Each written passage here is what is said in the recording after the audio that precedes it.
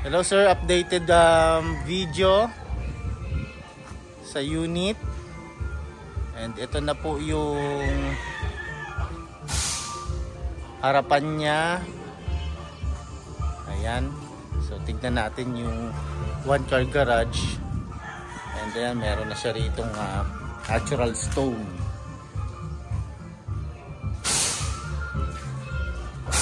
So medyo makalat pa. Pero almost 80% na ng bahay. Okay, ayan. And tignan natin yung side ng bahay. So ito na siya.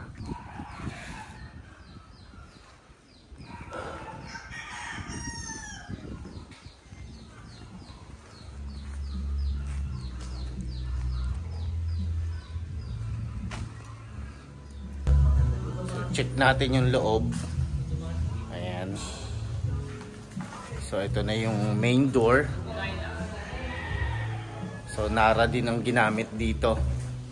Ayan. So malaki yung door niya. And dito pagpasok sa loob, so ayan, makikita natin high ceiling siya. Okay. And ang dami niyang windows. Ayan, yung stairs ginamit dyan is Nara. Ayan. So malapit na siya matapos. And tignan natin dito yung ceiling. So ang ganda nito kapag natapos to. So yung tiles dito is ginamit porcelain tiles. And dito naman sa part na to, ito yung storage. Ayan. And dito hindi pa tapos ilagay yung main kitchen. Dito yan, sa part na yan. Tingnan natin dito. Ayan. So malaki yung space ng bahay. So open concept siya. So nandun yung living area, dining and kitchen. So ngayon tignan natin itong part na to. So ito yung isang kwarto sa may baba. Ayan. So may kasama na siyang window type of aircon. So yan yung ceiling niya. Okay, ang ganda rin ng door nito, oh.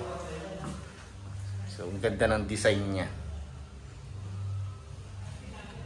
And proceed tayo dito sa may likod, sa may dirty kitchen. Bago natin tignan yan, ito rin yung door na yan.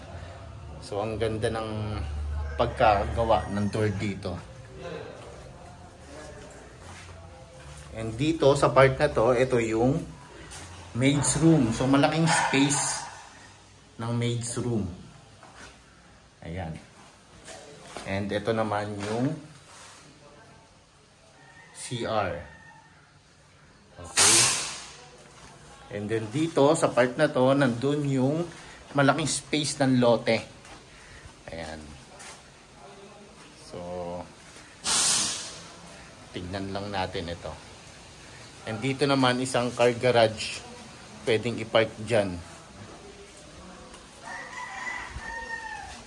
Pasok na tayo. So, medyo magulo lang. Pagpasensyahan nyo na. So, nasa 80% pa lang yung construction ng bahay. So ngayon akyat tayo para makita natin yung second floor. Ayan. Kuya, pa-istorbo lang po. So ayan. Ganda ng design niya rito. Nara din. Tsaka yung flooring dito sa may living area is Nara din. So ito. So laki ng space. Dito yung balcony. Ayan. Ganda, oh.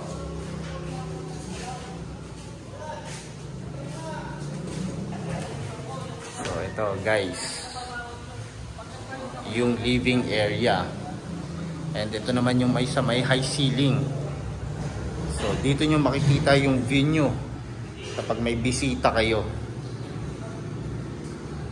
And proceed tayo dito sa mga kwarto. Okay, so open natin to. Kuya, pa-istorbo lang po. So ito po yung isang bedroom. May kasama na rin siyang split type of aircon. So ayan. So tignan natin yung ceiling niya. And ang lalaki ng window. Okay. So proceed tayo sa isang kwarto. And ito naman yung isang kwarto. So lahat ng kwarto meron siyang split type of aircon. And malaki rin yung space. Okay.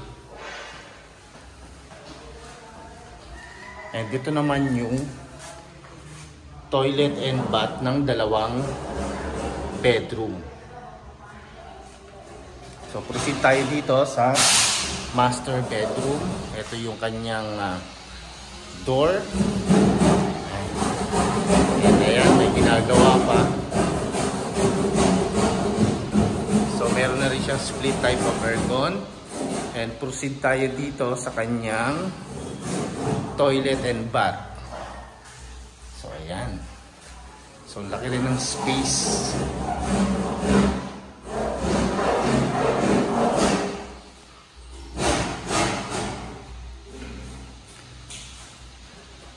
Ayan. So ang price nito is 18.6 million. So malapit na siya matapos. Kung interested kayo, pwede nyo po akong kontakin through my cellphone number.